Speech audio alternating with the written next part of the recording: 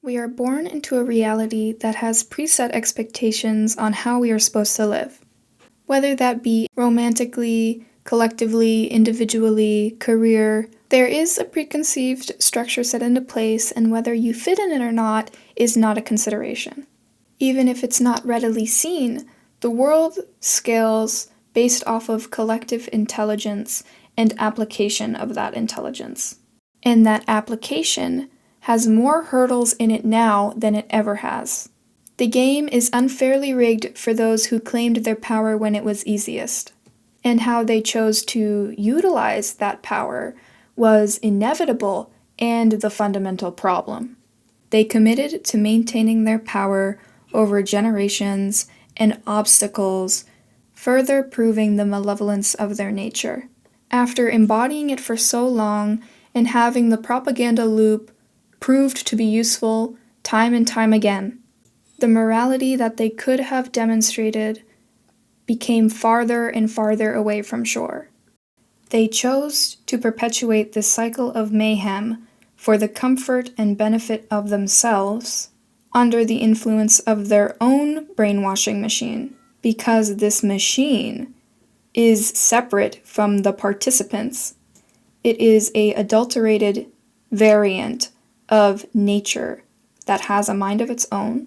It is its own force that has no standardized embodiment, but is determined based off of the perception that is being wielded by the vessel. Humanity is the vessel. There is a collective perception as well as an individual perception, and a governing perception. There is a plethora of umbrella perceptions that can be mixed and matched. And the more and more we continue down this pathway, the more absurd it becomes to the people who are awakening to the reality of the situation. The trajectory that we have been going on for over 200 years is essentially a dud and cannot hold human intelligence in its superficial container.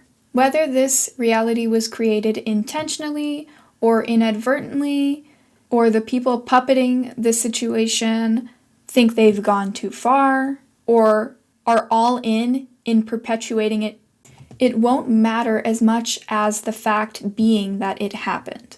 To take your time to come to your senses in what the game board looks like now is imperative, but to dwell upon it is to reseal the loop, is to give them a taste of their own medicine by stooping down to their level.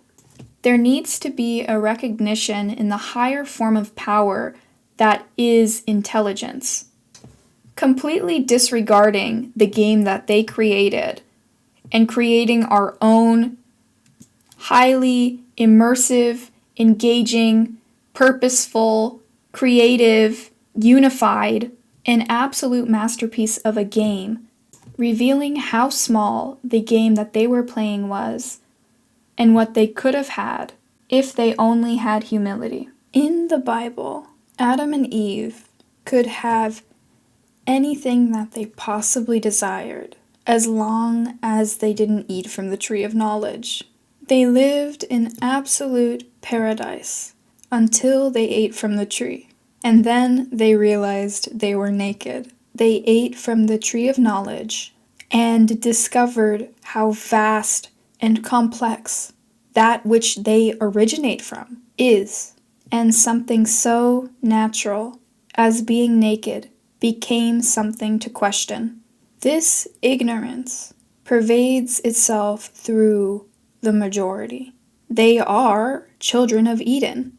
Even if someone were to gain a sliver of knowledge, their ego will immediately initiate its defensive mechanism in order for that person to stay comfortably ignorant and within the confinement that this higher authority has placed upon it. To not bite the apple is to deny responsibility in the creation of the tree.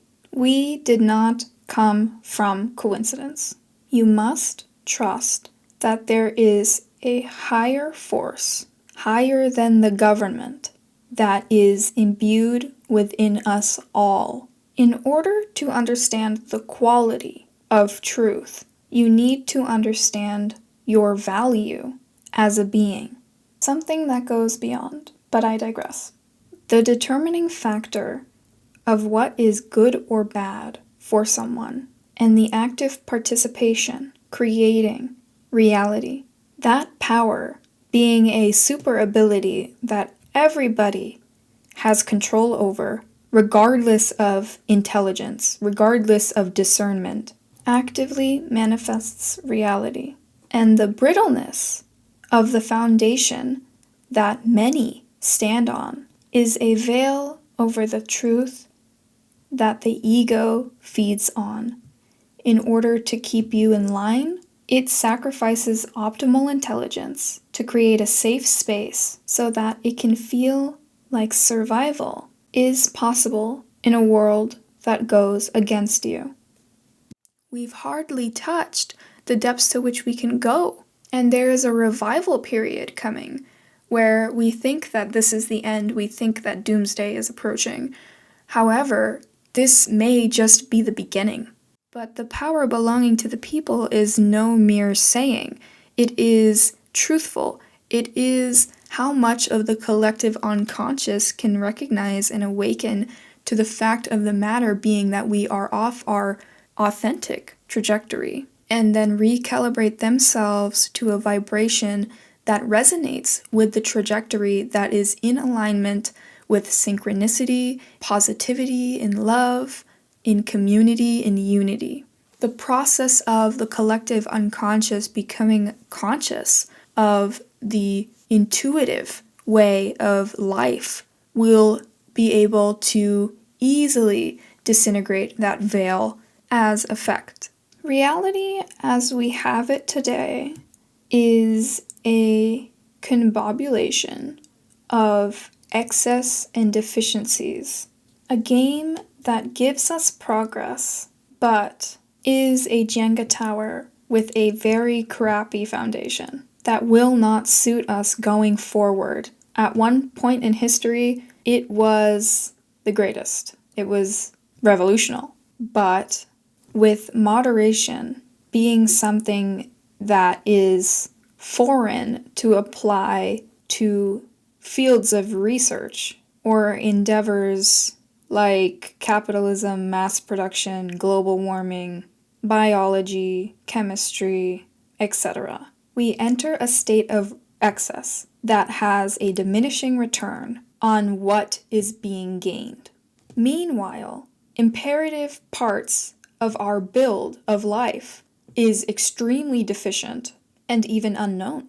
So we did a good job building what we have now, especially with all of the parts that are just begging to fall over. But all things pass. We now must stop and look at what we've built and how we've built it.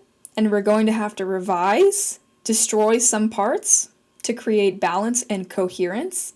And all in all, refine, organize, attune, and recalibrate to what it means to endeavoring in these aspects that we've endeavored in, as well as what it means for us. Where are we genuinely in the equation of this reality?